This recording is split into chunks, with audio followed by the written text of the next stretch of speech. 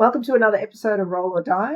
We are an international podcast, although we like to keep it within Australia. Today's guest is coming to us all the way from Copenhagen.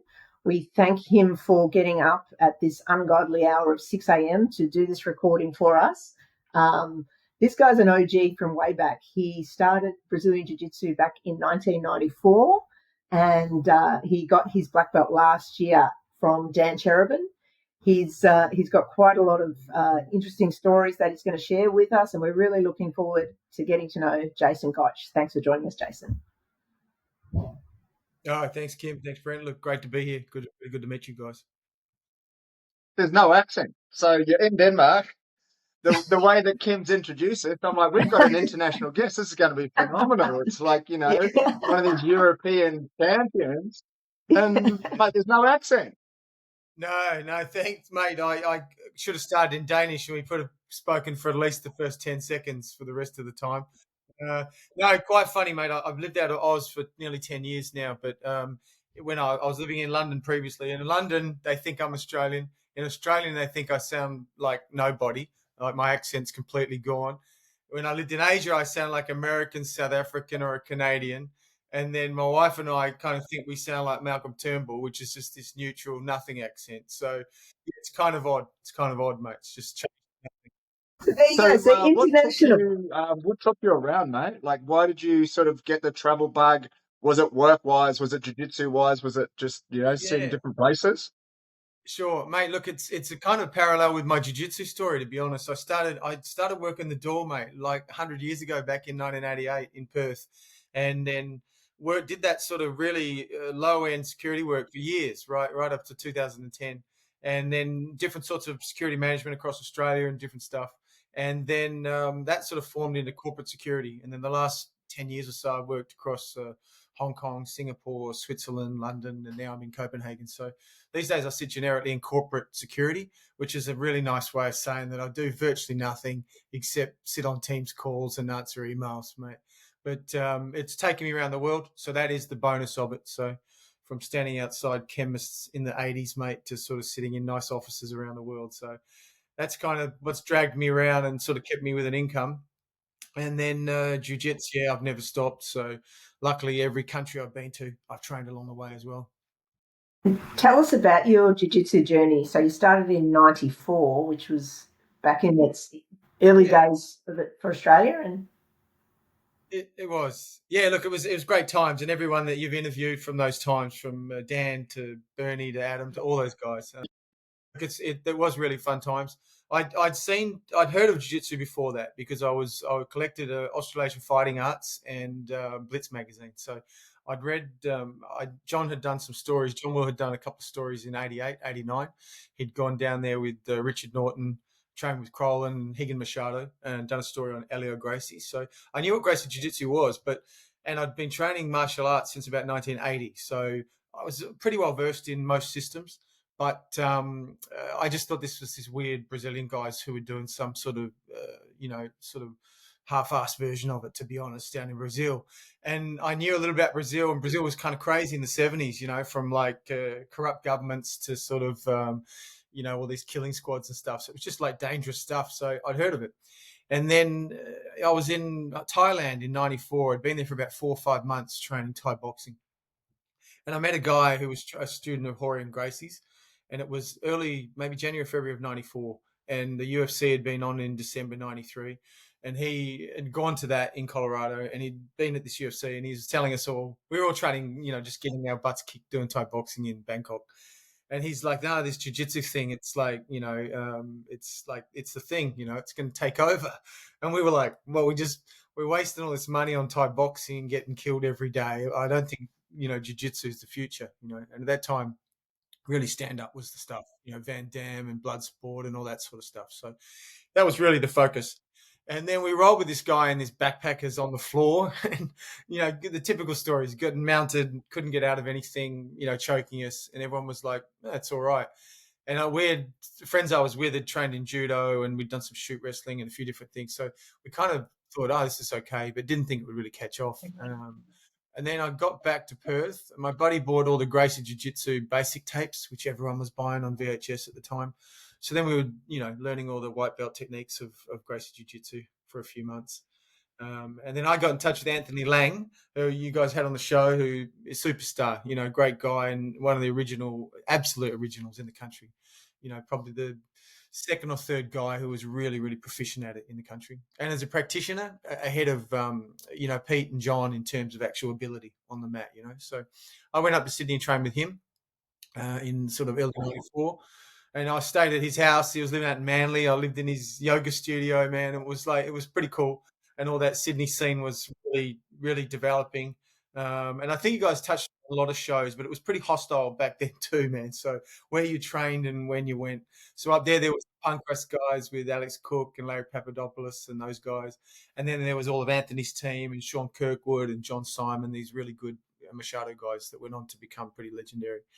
And so I trained with him. Then I went back to Perth, and then in Perth there was nothing. There was absolutely nobody. So nobody even knew what Brazilian Jiu-Jitsu was. There was traditional Japanese Jiu-Jitsu with a bunch of streams, but mostly with Jan de Jong, who was a Dutch guy, a very famous guy who taught the army and a bunch of things, SAS guys in the 70s.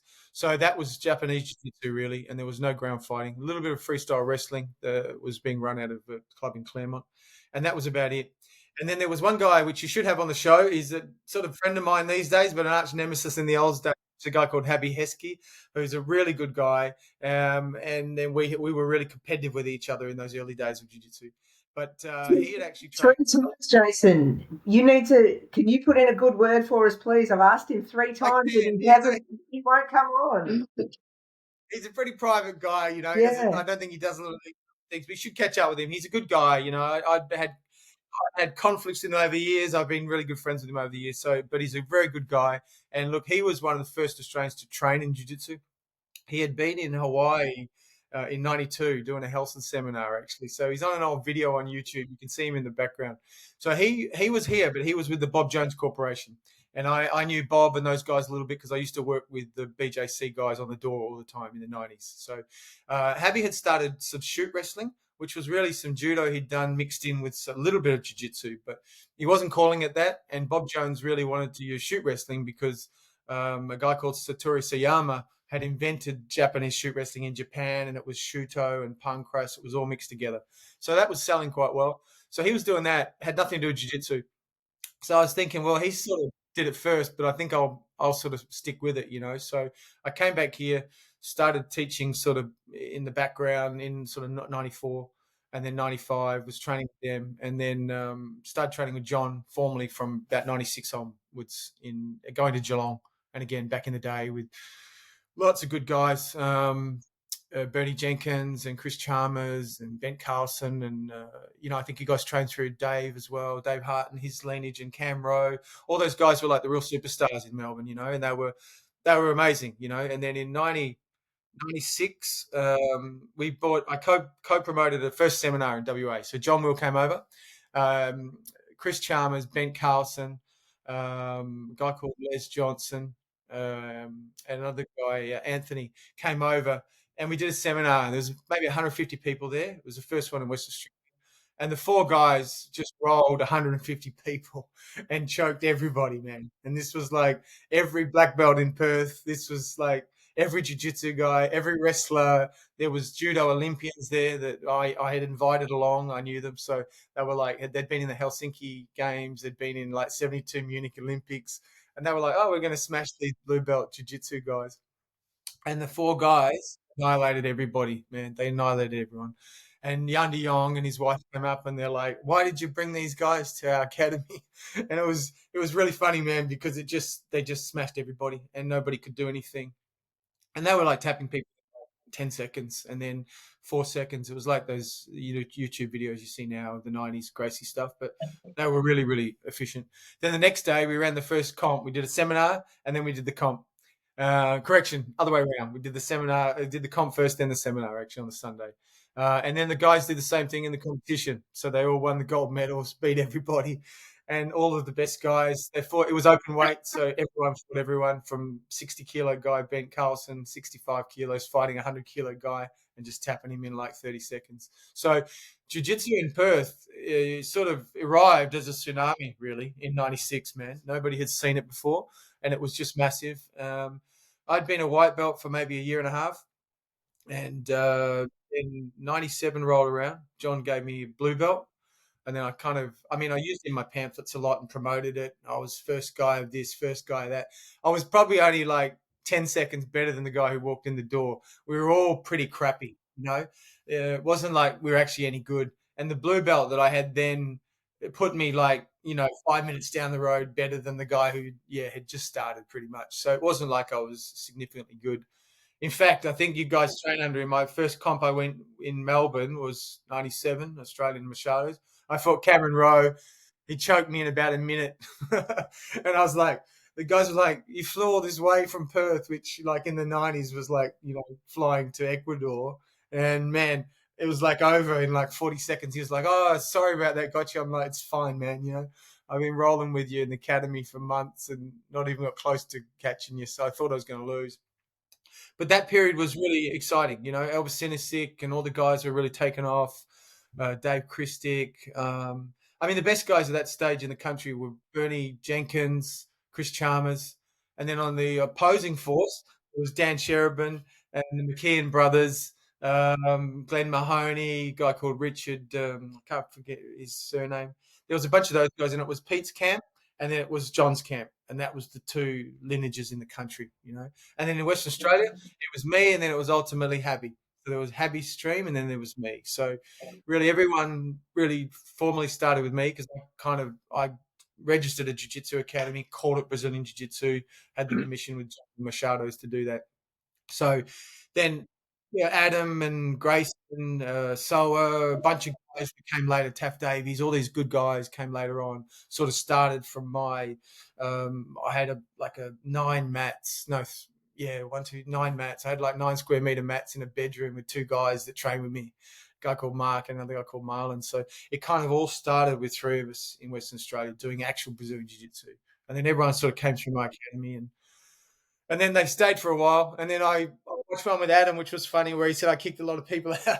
I did used to kick a lot of people out, actually. So it wasn't because I was like a jerk off. I just had pretty strict rules around the training. And we didn't really run the schools a lot like just normal jiu-jitsu schools now, where it's very free and easy going. It was pretty strict. And John Will actually had pretty on how we ran the academies. So, if you got a bit out of line or, guys were doing a lot of and stuff in the day, if they just turned up off their face on a class, I just boot them out of the academy, and they'd go around about places, in hindsight, we do things differently these days. And then also it was a bit like, the Lotus thing. Everyone wanted it too. So people were coming to 2 classes, and then a week later you'd see a flyer where they're teaching Brazilian Jiu-Jitsu and they had no affiliation with it. They didn't even know what they were doing, and they were just training. So me and others, we'd jump on the phone and you'd be like, hey, man, what are you doing? You can't teach us stuff. And you'd be having these full-on varnies with people because they're like, oh, no, well, I came to 4 classes, so now I'm going to start running it in my taekwondo school, And it wasn't a question of money. It was a question of we were trying to build something genuine. We wanted things to move and people to train properly. How did those early days, so as a martial artist from like 1980 when you sort of first started, and then you sort of start down that jiu-jitsu path, because like if you start now, you're not really going to be bumping into somebody really that kind of has zero idea, like somebody who's come from like a karate background now and then they come to jiu-jitsu, they kind of know what jiu-jitsu is. But did it feel magical for you back in the day? And then also on the back of that, working doors over in Perth and sort of around the country, around the world, was it like, yeah, I can kick you in the head, but I also know jiu-jitsu where I could literally just walk you out of the bar with no problems. Like, how did those sort of 2 things feel for you? It was strange. And when you say sort of magical, it was. I was with Dan last year in Geelong and we were talking about it with huge nostalgia. But everyone from that period actually does have nostalgia because now it just sounds like a YouTube video like this. Like we just talk about how cool it was. It actually was really cool. And you never had that in karate or aikido or kung fu, where it was the first of anything. Elio Gracie, when he was still around, I mean, lots of us met him over the years, was the founder. To meet the founder of karate or the founder of aikido or the founder of anything was incredible, right? People that I got friends that train with Yip Man, so I used to think, man, that's incredible. They train with this guy. We actually met these guys. We were at the basis of the formation of the whole thing. So it was really incredible. And then the reality for me was a bit different, and I taught my school differently as well. So the early days of jiu-jitsu was all about being a tough guy. It was all that anyone cared about. It was like thick necks in photos. It was like acting like a tough guy, being nasty to people, don't talk, keep quiet so you look tough. And I wasn't a tough guy, but I'd already worked the door for like 6-7 years. I knew how to fight in the street, and I fought in the street hundreds of times, so I wasn't the best street fighter, but I could survive, and I never looked like much of a fighter, so I had to use some sort of technique. And I'd end up working 200 venues over that 20 years and had lots of fights, So for jiu-jitsu, for me, I was thinking, oh, well, actually, we're all talking about being tough. We're all talking about fighting every day. We want to do vale tudo and all this stuff. I wasn't even interested in that. I was thinking, well, actually, I can just punch a guy in the throat and win a fight in like 2 seconds, man, So I'd been taught by lots of good BJC guys as well, who actually knew how to fight. So all the lineage of Bob Jones and Richard Norton and Dave Hedgecock from the 1960s and 70s in Melbourne, that all leaked across the country. So the fundamentals of street fighting, how to quickly, get the fight finished and then just move on. And then also on the door, how to do it quickly so you don't get arrested and charged and assault someone or kill them. There's a combination of those things. So I already knew how to do all that stuff, so I wasn't really interested in learning how to fight or to beat people up. I was more interested in the technical avenues of jiu-jitsu, and this, not so much sporting, but I still like the, how we got around, how we could outthink people, how could we start somewhere here and 5 or 10 minutes later we're there, and what are the tactics to get there. But then I had to mix that with people who were coming in who were, from children that wanted self-defense to, I taught women's self-defense from the early 90s, and I used to teach that with a door element in it. So I would teach that differently. So I would have that where I would show grabbing a woman from behind by the hair and dragging her to the ground and her head hitting the ground first, and then having to try to defend herself with already concussion in mind, whereas everyone else was just doing lapel grabs and very calm defenses. And I was thinking, well, actually, it's not even going to work. It wouldn't work for me on the door, let alone a woman who's 70 kilos being attacked by a 90-kilo guy. So I did keep a real element of self-defense to my jiu-jitsu. And then we still mixed in sort of vale tudo in those days, we called it, which was this lucha libre where, man, it's kind of embarrassing now. Luckily, there's no photos and phones from that time. I mean, everyone was wearing hunter shorts, man, and bad boy shorts. And we used to just train in that stuff with no shirts on and stuff, So you go in there and it was a pretty strange scene, man. These days, everyone would be like, they'd probably come up the stairs and then out straight away because it was kind of weird with rashies and everything now. But back then, you did that a couple of nights a week. And then look, we even did training like you'd turn the lights off. This was a Brazilian thing. You'd turn all the lights off and you'd like roll in the dark and stuff, You did all the slap jiu-jitsu that was pretty popular at the time. But your jiu-jitsu was really quite different. So you inherently, I would say today, compared to someone I roll with this week, they had a much better understanding of a mix of not so much Gracie University jiu-jitsu that's all really self-defense oriented, not full-on MMA, which is a completely different beast to anything that we ever did in those days, A lot of people used to say to me now, oh, you guys were really early MMA pioneers, but we actually weren't. We were doing jiu-jitsu without kimonos, It wasn't the same as training like an MMA fighter. And even though a lot of people from that time did cross-train and had huge backgrounds in stand-up martial arts, they still weren't doing MMA. It was no combination of the two, that sort of flow. But yeah, that was an interesting time because I was, you had people coming in who wanted just to learn self-defense because they just thought it was Japanese jiu-jitsu. You had people who were starting to watch, it wasn't really MMA, but the early no rules, cage fighting stuff. And again, it was hard to find then too. You had to. I used to go to a Japanese video shop in Perth, and they used to import video cassettes once a month from Pancras, Shuto, And actually, I'm pretty sure, and people could maybe agree with this. I think Anthony, others would tell you, I was probably the first person to get the UFC in Australia because I made like 50 copies of the thing. So it came to the Japanese bookshop, UFC 1. It was just a VHS. And then I watched it and I was like, man, I rang Anthony Lang and he said, oh, you got to send that to me, man. So I put it in like the double video cassette and we copied it. And then Anthony made copies all over the country and everyone was watching it. And then like a year later, everyone's like, oh, I got this weird UFC video tape from Perth. And I was like, yeah, man, I sent it, So, back in the day, it was like this viral VHS thing, right? And it was even, that would have been, that was early 94. And I just found it on a shelf. This video shop it was mostly pro wrestling, Japanese pro wrestling. And then they had all sorts of MMA stuff. And then that started from that. So people started watching the UFC and all the rest of it. And then there was some small events around Australia, predominantly in Sydney, but there was nothing big until this Ballet 2 event in 97 that Elvis fought in and Maurice Berry, Chris Hazeman, a bunch of guys were in that event. So it was a weird time because there was people that were just focused on just learning. I mean, we didn't know anything. So we were just learning how to do the gi. And then someone saying, oh, I want a street fight. Oh, no, I want to do an MMA type of match. It was like, okay, man, you need to just slow down. And Jason, tell us about Ground Magazine, your involvement with that. Yeah, no, it was a great time too. That really opened up lots of doors for me for training as well. So in 90, again, going back like, the 20th century, man, there was only just the old magazines around, no internet and all the rest of it, which becomes a cliche, right? But it really was pretty close. So here in Australia, you had Australasian Fighting Arts, which was owned by a guy called Kevin Brennan, which had started in 75. Blitz magazine then was still owned by John Will, had just sold it to Silvio Morelli, and he took it over. And then I started this magazine. I just dreamed it up and thought, oh, I'll promote my own academy. I'll get around the world. I'll start to meet people. And it all worked for a while, So I started it in 97. John Will was intricately involved in helping me start it. So him and I sort of mapped it all out and all the rest of it because he had started Blitz in 87.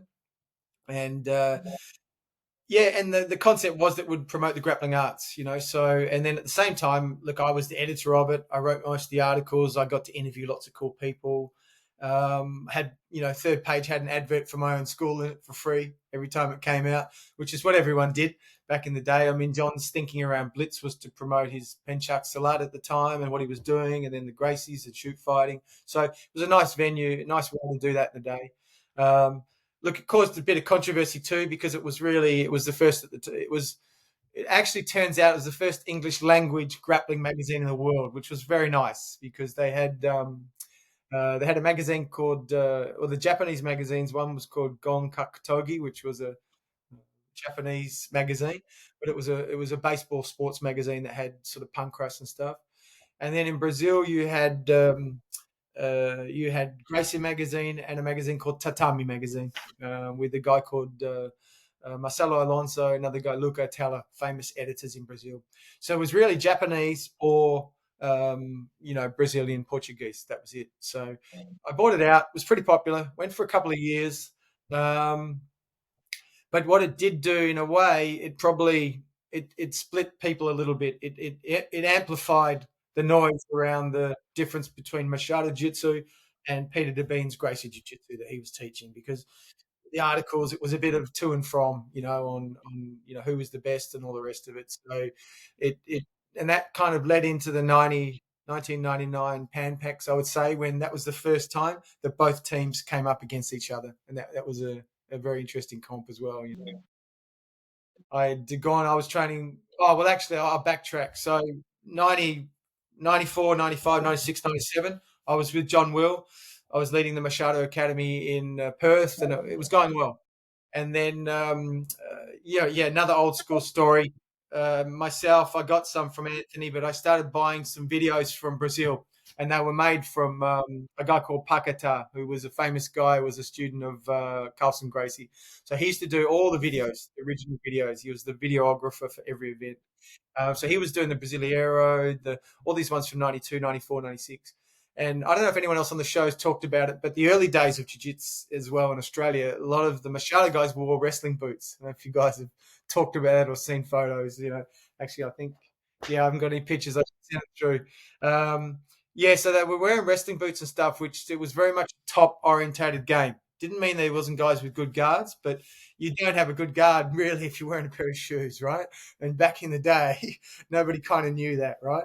Now, Devine and his crew, the McKeon brothers, who were these two brothers from Geelong, who were just like, I don't think you've had them on the show, but they were killers, absolute killers. They had the best, other than Dan Sheridan, I reckon those two had some of the best guard in the entire country. They were two smaller guys, and they were just phenomenal. And in fact, a backstory on them, they had come to my academy in Perth when I was with Machado. They told me they were judo guys because they were too afraid to tell me they were with Devine. And they trained with us for like 2 hours and they completely towed us up, right? So we survived, but they were like 60-kilo guys, and everyone was like, "Geez, who are these guys, man?" And I was like, "I don't know. They're from Melbourne and they're judo guys." And I trained in judo, and I said to them, they could have been Kosen judo, which is an old style of Japanese judo that's ground based, comes out of the university system, right? So I thought, oh, there must be Kosen judo because they were closest to jiu-jitsu in the day. And then a few weeks later, with no internet, I rang a few people, and they said, "No, these guys train with Peter Devine, this guy down in Melbourne in Torquay, you know." And I had vaguely heard of Peter through John. I was training with John, so I heard the split stories and all the rest of it. Didn't really care either way, but I knew they'd once been friends. And years later, I got the full story from both of them. But at that stage, I thought these guys are amazing, man, and they were using real jiu-jitsu, and it was comparative to what I was watching on the Brasileiros with Renzo Gracie, Ricardo Della Riva, Roberto Traub, and Fabio Gurgel. These guys were all training like that. They were quick, fast, stand up, but their guard was amazing. Their recoveries, they could invert everything, you know. And these guys were doing that. None of us were doing that. Nobody was doing that in Perth, and very few people in Melbourne. It was you'd use a half guard, a few lifts. In fact, the only guy who was using that was Anthony Lang up in Sydney. He had a really good guard, you know, and he was a lighter guy. So it was predominantly, if you were under 70, you had a guard. If you were over 70 kilos, you just wrestled people and stayed on top. And it was kind of how it was in the comps and across the country when you went to different academies, you know. So I trained with those guys, and then I actually became, Brazilians call it the creaton, but I actually became like the first outcast of the jiu-jitsu community in Australia, which is like really funny these days. Back in the day, it was a problem because I sent a letter to John Will and the Machados resigning from the Machado organization. And I said, look, I'm not going to, there's no offense to you guys, but I want to go to Brazil, and it's probably incompatible with teaching for you guys. So, and then look, a few weeks later, man, I was like, people leaving messages on my answering machine back in the day. You can imagine what they were saying, right? It was like a big deal. It was a big deal. Nobody had left an academy then, and it was only 4 years old in the country, so nobody left. And in Melbourne, you would have moved to Antarctica before you would have left John or Peter in Geelong, right? So nobody left. So my name was kind of mud right across the country for this like turncoat. And then I went to Brazil. I trained with Fabio Gurgel and all the Allianz guys in Rio and Sao Paulo for about 3 or 4 months. And then I came back, and then I joined up with Peter Devine and his outfit, you know. So, and it was because I knew the McKeons a little bit. I'd become friendly with Dan Sheridan, who was at that time was like 17 years old, just like a skateboarder guy, and down in Torquay. He was like smashing me and every single person as a 17-year-old blue belt. And so these guys were at that time, Peter was really teaching authentic jiu-jitsu, whereas John was still teaching jiu-jitsu. It was authentic Machado jiu-jitsu, but it had the sort of nuances of the boots and the shoot fighting and the elements. So John was ahead of his curve in one way. Peter decided to go full on Gracie jiu-jitsu, and in the end, it is what it is. But at the time, that felt more authentic to me, that stream of jiu-jitsu. So I went and trained with them. But it was terror times, man, in Australia. You couldn't walk down the street in Geelong with a Machado or a jiu-jitsu t-shirt on. You'd get in an argument with someone, you know. And that was the epicenter in the country. And the Sydney guys Sydney people in general, right, would say they're more cultured and aloof. I don't reckon they are. But they would always say, oh, no, those Melbourne guys are crazy, man. They're just fighting with each other all the time. In the real world, they got on all right. Some of these guys had gone to school together. Everyone knew everyone from Torquay surf scene. Plus, that whole Geelong's a small place, right? So it wasn't so bad. But yeah, it was a funny time. And I was training with Peter, and I trained with him till 2001, and we had to split over some business stuff, nothing worth talking about. But he went on to a nice path. I sort of got to a point where I was came back. I went to Brazil again in 2001, and for politics didn't. I was at the Mundial, the World Championships, sitting in the pit, but politics got in the way. I didn't get a fight. Sat there for 7 hours and didn't get a match. But some of my students fought that year, and it was a nice year. Fernando Margarita won that year, and he tapped Saulo and a bunch of cool stuff. And I got to watch Faber Gugel and Hoyler and Hodger and Leo Vieira, all these good guys fight. So it was a great year to be there. And Margarita that year rode round all the mats on a motorbike at the end. It was kind of a crazy year, but it was like before. I think you guys were there last year. Well done. I saw you guys did well at Mundial at the Worlds last year. That time it was probably 3 years before it moved from Rio. It was at the tennis club, Tijuca Tennis Club. It moved from there to Vegas. California, I should say. So it was really old school there. Carlson was there, Elio Gracie was there, Hickson turned up. Everyone was there, man, and they were all sitting in the crowd. And in those days in Brazil, you sat in particular areas that you trained with. You didn't sit with another area. You had to sit in your area, and you had to be careful where you walked out the back with what T-shirt you were wearing. So that sort of came to Australia as well. And then, early 2000s, I sort of kept going. And then took some gaps while I trained. It's crazy, like what you're talking about and the names that you're talking about. Like you kind of touched on it before, like the history of jiu-jitsu. Like obviously it goes back, right? But it's actually not that far away, at all. And the people that you've met, like they're like the first generation, and obviously second generation, but some of these guys are the first generations of learning jiu-jitsu, and they're the people that you're kind of learning from. So for a guy who's not that old, like you've been around that scene for a long time, and I think it goes to show in Australia, like just talking about John and Peter, like those two names, like their fingerprints are on so much through Australia, and it really is. It's very, very cool. And I think one of the best things about the RoD podcast, it behooves us to make sure that these stories get told, Jason. And I think, mate, you're doing a really, really good job of it, Like I think we've got to make sure that these stories stay alive, Yeah, thanks, mate. No, I agree with you, mate. And look, in those days, there was a lot of rivalries and stuff. It wasn't like anyone was going to burn someone's house down, man. But you were like, people would talk a bit of crap about each other, oh, they're not so good, and these guys not. And that's just the way it was. And it was an Aussie culture too. It wasn't Brazil. In Brazil, they have a fight at the beach and then they go and drink some coconut juice an hour later, right? In Australia, if we had a barney with someone, it's kind of stayed that way, right? We're not just going to, just forget it, You can try to redeem yourself as a bloke or a mate or a chick or however it's colloquially referred to, but ultimately you still, it's a bit, you take things pretty seriously, And it's absolutely, they're the two trees. There's John's tree and Peter's tree. Everyone else came later. Paulo Guimarães turned up in 01, Bruno Pano, they're all good guys, but they came afterwards. And that early Brazilian wave, there's the Diaz brothers in Perth, very, very good. Will Diaz is a superstar, and his father Paulo. The Brazilians came later, but they weren't there originally.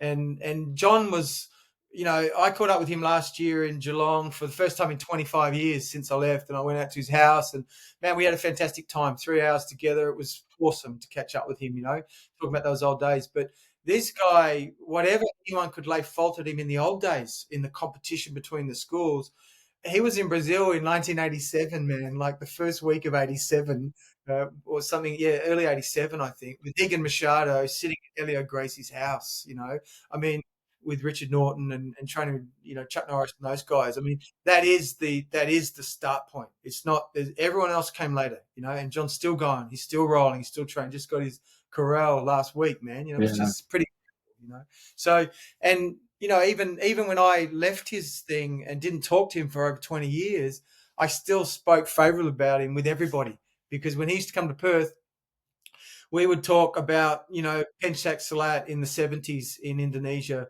a famous guy called Don Drago, who was amazing martial artist who wrote all these books in the 1950s and trained all through these Asian fighting arts book that he wrote in the 60s and 70s with Masayama in Japan and all these famous stories. John had met some of those guys, he'd been training it with this epicenter of the guys in LA as well. And even the Machados are all a little bit splintered these days. They're still obviously brothers, but they all do their own thing. But those guys were absolute legends in the time.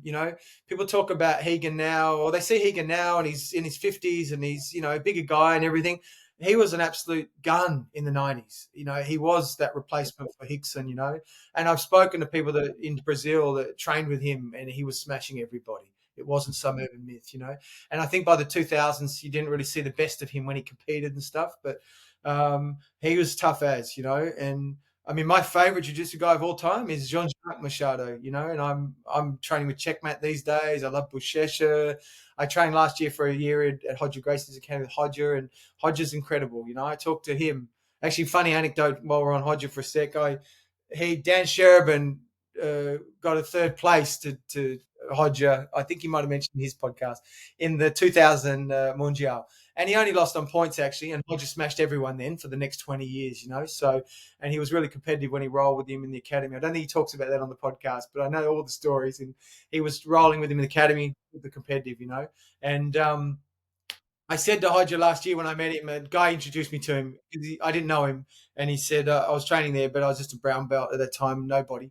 And he said, another black belt said, you should talk to him, man, because he loves old days and he loves stories. And I think he's 41 or 42 now. And I said, all right, no worries. So when I said, hey, man, he said, oh, hey. And I said, you don't know me, man, but we rolled together at Baja in 2001. And I did. I rolled with him for like 3 months when I was training there, right, every day. And he just smashed me to pieces. We were both purple belts and Hodger was Hodger, right? So, I mean, if someone said to me, oh, you're a purple belt, I said, well, hang on. Hodger was I was just doing jiu-jitsu, So he tapped me like 6 or 7 times with the same arm lock. It was just over. Anyway, I said that to him, and he said to me, he said, brother, I don't remember you. I said, it's fine. I said, you've done a fair bit since that time. But he said, but you know what I do remember? He said, I remember that time. And that was a cool time, right? And I said, mate, that was an amazing time, And 2001, he was training every day in the competition class as a purple. Flavio Almeida, Marcio Fatosa were taking the class every day. I was rolling with Carlos Gracie Jr. He was in the class. All these legends were there, of that period. But again, then I went from that academy a few weeks later. I'm going off topic a bit, but I went to that academy to train with Ricardo Laborio for a few weeks. He didn't even charge me to train. We were going to get coconut juice and I was paying for that and some baby sucos, in Rio. So it was like a completely different time. There was no $300 per hour private lessons. You could just, if you could connect someone. I think I trained at Carlos Gracie's Academy, the original one, for a week or two. I didn't pay any money. I knew another guy who trained there. So he said, just come along, man, So it was a pretty unique time. And as you said earlier, mate, it was like, it wasn't about the money. It wasn't about the prestige or how many likes you could get or how many endorsements you could get. It was just about training. And these Brazilians at that stage, they saw it as an opportunity to maybe get out of Rio because some of them come from really nice families in Rio. A lot of them don't. And they're not all in favelas, but they're somewhere in between. So they used to have a famous saying, one of the guys must have said it, which was that you start as a blue belt in Rio and you land as a black belt in LA, right? And that's really what it was like. So a lot of guys were the equivalent of blue. In fact, there was a famous guy called Kazneka Muniz who did all these videos for Panther videos. He was a blue belt and then he started teaching as a black belt. He'd probably sue me if he ever watches this, but that's the truth, So a lot of guys were doing that in the early days and they were coming from Brazil.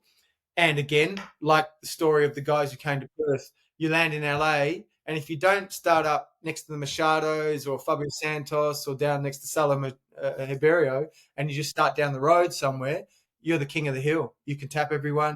Students come in. So people made a lot of money pretty fast. The difference here is that you started with a whole bunch of martial artists. I saw, I was listening to Vince Perry the other day, who's a legend as well, So Vince had already trained for years, donkey's years in other arts. John Simon, all these guys, Sean Kirkwood up in Sydney, they'd all been training in other systems for a long time. A lot of John's students, Rick Spain was an old Kung Fu guy, really famous guy. A lot of guys came through Kung Fu, karate, taekwondo, and then they did jiu-jitsu. So they already had a martial arts base. Whereas in Brazil, you just did Brazilian jiu-jitsu maybe. You started with jiu-jitsu and that was it. And in America, you might have wrestled or maybe you did boxing and then you did jiu-jitsu. So a lot of us came from other systems already. So we were training. We understood a bit about respect and dojo etiquette and those sorts of things. So I think that was also part of the Australian scene. John had come from a traditional background. Peter Devine had trained with him and then sort of, slightly different, but still had quite a sort of domesticated version of jiu-jitsu as opposed to just this crazy version, So When you were talking about like your martial arts journey and then you starting the gym up and that sort of thing, that was the first thing that sort of came into my head as you were talking about it. Like, you've taken that, like the traditional martial arts aspect into, you running your gym and that sort of thing, right? So, mate, yeah, really, really cool. Yeah, really cool. no, and it was funny too because even in '96 you couldn't there was a karate. There was a famous guy here called Brian Mackey. He's a legend in karate. So there's a Brian Mackey in karate, Yanda Yong Jiu-Jitsu. You had Roger Smart Kung Fu. So you had these institutionalized. In Melbourne, you've got William Chung Kung Fu who trained with Bruce Lee, and so you had these institutions. And then I just rocked up in '96 and I'm starting like a martial arts school, and people are like, "Well, who the hell are you, man? It wasn't like a Subway franchise where you could just start something." Yeah, they were like, "What do you mean you're starting a school? You can't." But then not me, but a bunch of us were sort of saying, "Well, actually, but we're training in a different system. It's this jiu-jitsu from Brazil, and we're okay at it. Why don't you come down?" I mean, we had everyone come down those first few years. People that were boxers, wrestlers, black belts. You have all those stories that are true that you hear urban myths now. Can I do this? Do that? We say, do whatever you like, man. Yeah. You can do throat grabs, you can grab the groin, you can poke our eyes. Anything you want to do, you can do it, And a lot of us we stole this story from Henzo Gracie, and I used to teach like it, that we'd give them $1,000 if they could get off the floor and just get to the door, right? No one could ever get to the door because in those days, once you held someone down in side control who'd never trained, you could be the worst side control guy in the world. You could still keep people down, You trap the gi under the arm on the left, hold their hip. No one's getting off the floor ever again, And people would be like, "Man, I trying to get up. I couldn't get up." And you're thinking, yeah, crazy, right? I can't believe you couldn't get up. But you know why they can't get up, because you've immobilized them with the pin, So you could really improve people. So that gave an open door for people who never owned a martial arts school to suddenly have a martial arts school and to teach jiu-jitsu, And then you had no contradictions because you didn't have the other Brazilian jiu-jitsu turn up and go, "Hey, man, what are you doing teaching? And Monday night I saw you did this and it wasn't right," because you were the only one doing it. So, and I think I saw on Adam's podcast that he said we did like one a week. Sometimes we're worse than that. You do like one technique a month, man, and you just work on the same thing for a month, And I remember coming back from Brazil in 2001, 99. I went there in 99 was the first time. And I'm still average, but even then I was slightly better than average. And I came back and I just smoked everyone, all my students. And it's because I was getting caned every day of the week in Brazil. I was training the morning class at 7 a.m. and then the lunchtime competition class twice a day, 5-6 days a week as a 24-year-old. And I was absolutely smashing it. I still had a very basic blue belt game, but it was like being a black belt compared to everybody else. But like for those of us that compete though, Jason, like when you go and you do like not a camp, but like, okay, you've got a competition coming up, you want to put, 3 weeks or 4 weeks of really good high level, hard training in, you do that, then you compete and your results are your results. And then you go back to the gym and everybody who you continually roll with all the time, they're like, "Oh man, you feel different. Like this, you've gone up levels, So yeah, I've done 3 weeks of hard focus training, whereas you're going to Brazil and you're getting that over and over. So, to come back and then, to feel that against your students and that sort of thing, you're like, yeah, man, I've got superpowers. This is cool. Absolutely, mate. And it really was, and you see the same arc today. Back then, the learning curve for us was really slow. It was really slow. Maybe by the end of the year, you had one flat pass that was pretty good and you could do it on 40% of the class and then 70% by the end of the year. Now, people say, I mean, I legitimately took 30 years to get my black belt. I was a purple belt for like 11 years on my brown, but it wasn't just because I still trained. I wasn't grading, I wasn't affiliated. There was a bunch of reasons, but that 30 years gave me a whole length of time to evaluate things. I put 10,000 arm locks on someone, 15,000 chokes on someone. I'm not any good at any of it, but I still recognize it. I see it. I can do it. I'm hopeless, right, in comparative to people, but I roll with blues and purple belts now. I've been training a year and a half, and they give me a hard time, not because I'm 54 and I'm over the hill. It's because they're really good. They're really good. And they do come in. Some of them like, how often do you train? I say, oh, once, usually twice a week. How about you?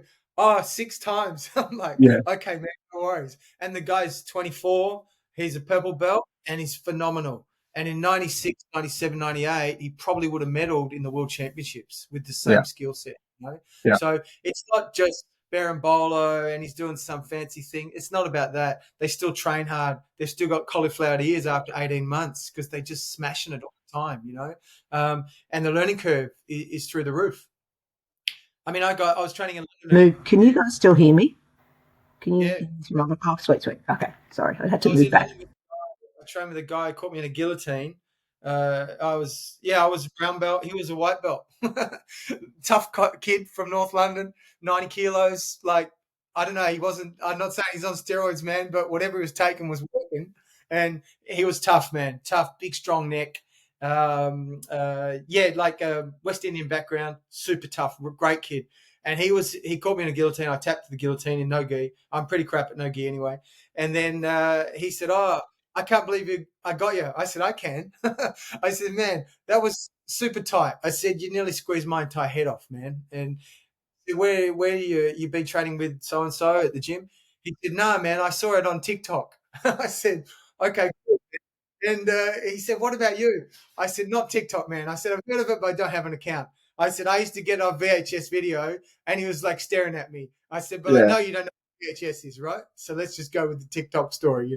But the point was, he had learned a legitimate sort of Marcelo Garcia-inspired guillotine on TikTok one day before. It wasn't some story. It was one day before. Never done it before. Thought he'd test it out on my neck, and a day later, and it caught me. And it was fast, it was efficient, and he was almost probably picture perfect. And if you had taught him the technique, he probably still would have got 20% to the same variance just on his own.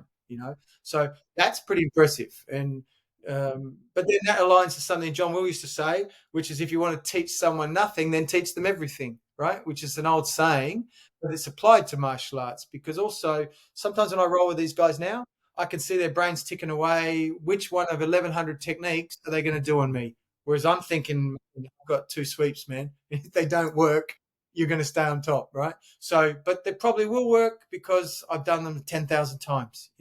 So a much more limited repertoire, but it just continually works over a period of time, over 20, 30 years. And maybe in 20 years' time, I'm using the same game. I'm equivalent of a blue belt in skill level, but compared to other guys that are going up, but I'm still rolling, still doing the same stuff. Whereas my fear is a lot of people that just exclusively train no-gi these days is that they look at it as a really short-term goal. It's a year or two of training. They're blowing out knees. I mean, I'm still going after 31 with no shoulder, no knee recons, no hip recons, and I still train hard. I don't train old man jiu-jitsu where I'm like, look, pass me a wheelchair. But I'm not training like competition training every day, but my body's holding up. I go do some yoga, I go to the gym, I sit in a sauna here in the Nordics, which is great. So it keeps you going. I train with some 20-year-olds who are really, they've got trouble. And I wonder if in 4 or 5 years they're still going. And the other thing with gi stuff particular, it's guillotines, it's kimuras, it's footlocks. That's about it, man. We all know there's other stuff, but it's that same loop of techniques every single week. And those things take a real wear and tear on your body, and people tend to train harder and faster and more aggressively. So the next generation behind us, I'm not sure there is even a generation behind us because they're really whacking their bodies pretty hard.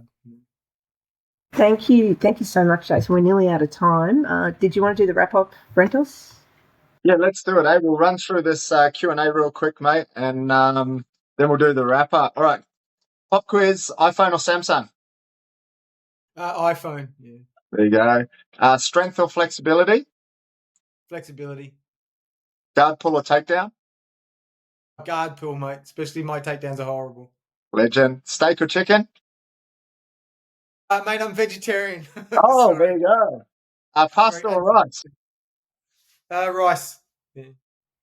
All right. I got two more, mate. These will define you as a black belt, actually. Yeah. Can you drive a manual car?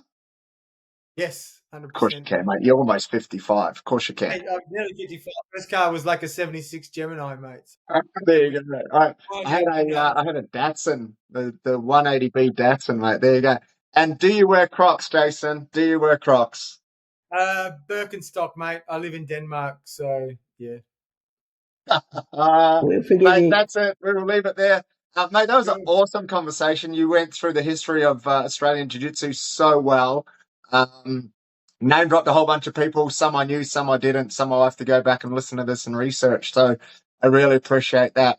Yeah, mate, I'm a fan of the show, so I'll send you through a list. I know them all, and some of them I'm good friends with. I haven't seen for years, but I'll send you a list of some really good people from those days that you probably tracked a lot of them down because I know you've done a lot. But I'll send some that stay off the radar a little bit, and maybe we Yeah, can harass getting on the show because mate, everybody's got. that would be amazing. So if you did hear your name on this podcast from Jason, shoot us a message if you'd like to come on. We would love to have you on. Kim will tee something like that up. That would be amazing. Heavy, that's you.